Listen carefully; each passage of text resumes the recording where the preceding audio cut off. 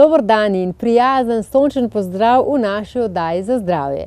Danes jo začenjamo še enim odličnim nasvetom Halčkove svetovalke Jelene Dimitrijevič, namenjenim vsem ženskam v menopavzi. Jelena, pozdravljena. Živijo. O menopavzi bomo danes govorili. Ja, tako je. Menopavza je taka ena zanimiv proces, ki se dogaja pri ženskah. Menopavza je v bistvu obdobje, ko ženska izgubi menstrualni cikel oziroma izgubi to sposobnost za reprodukcijo, za ustvarjanje novega bitja.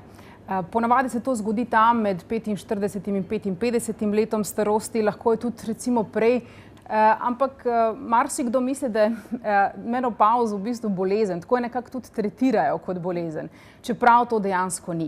Bi morali ta cikel obravnavati popolnoma drugače, zaradi tega, ker je to tudi v teh starodavnih ljudstvih je dejansko obdobje, ko ženska pridobi nekaj povsem eno novo energijo.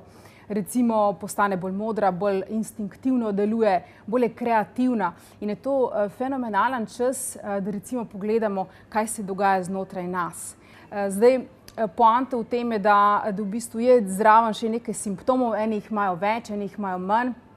Ponavadi je tako, da so klasični simptomi, ki jih povezujemo z menopavzo, taki vročinski oblivi, nočno potenje, nespečnost, potem se dogajajo različne vnetja, recimo vnetje mehurja je dosti pogosto, vnetje, vaginalna vnetja, potem recimo imamo težave s kožo, suho nožnico, so različne tudi psihične spremembe, recimo razdraženost, anksioznost, potem recimo se slabo počutimo na splošno, imamo manj energije, imamo težave recimo z izpadanjem las, nabira se maščoba okrog trebuha in tako naprej. Veliko je teh različnih simptomov, ki jih lahko na različne načine tudi lajšamo, če se že pojavijo.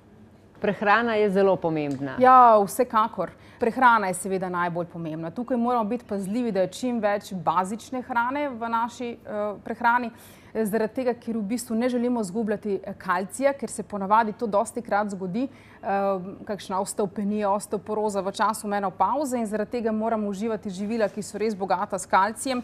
Predvsem tukaj govorim o teh rastlinskih virih kalcija, ki so bolj zanesljive oziroma se tudi boljše absorbirajo, kot recimo temnozelena listnata zelenjava, različne stročnice, semena, oreški, suho sadje, sezam recimo. To so taki eni dobri viri kalcija. Se pravi, ne smemo pa tudi pozabiti na magnezij, na D-vitamin, ki tudi izboljšajo samo absorpcijo kalcija.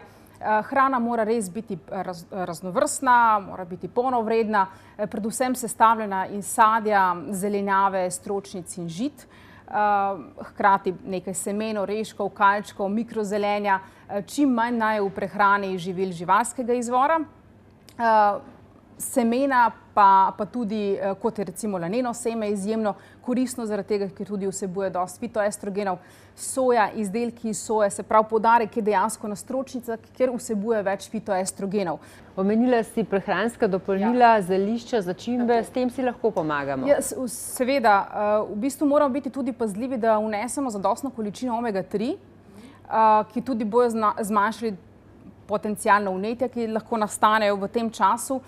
Potem recimo karkoli, kar vsebuje veliko omega-3, se pravi, to je čija semena, lanena semena sem že omenila, orehi so recimo dober vir, temnozelena listnata zelenjava, potem različna drugi dodatki. Dong quai je recimo en tak, potem Vitex agnus castus, maka recimo ena taka stvar, ginseng, angelika, različne variante in tako naprej. Zdaj, pri teh prehranskih dopolnilih je res treba biti pazljiv, eni se dobro odzivajo, drugi pa ne, odvisno je, eni tudi povzročajo kakšne reakcije, tako da se je treba posvetovati ali s kakšnim strokovnjakom, svetovalcem, zdravnikom in na podlagi tega, kar je res pomembno in potrebno v tem trenutku, pol izbrati to prehransko dopolnilo. Se pravi, moramo res biti pazljivi, da res vzamemo to, kar našemu telesu v tem trenutku najbolj ustreza. Ne pozabi tudi na aminokisline. Jaz tudi priporočam recimo uživanje rastlinskih aminokislin v obliki riževih, konopljinih, grahovih proteinov. To nam bo tudi pomagalo, da tudi zmanjšamo recimo izpadanje las v tem času in tako naprej. Pa nam še kaj lahko pomaga pri menopavzi? Ja, vsekakor. Telovadba je ključna. Potem recimo lahko se ukvarjamo z jogo, hormonsko jogo, ki bo pomagala, da se uravnavajo hormoni, lahko pitje vode, na splošno gibanje je res zelo pomembno, lahko tudi izvajamo različne masaže in tako naprej, se razstrupljamo, to je tudi zelo pomembno in se sproščamo.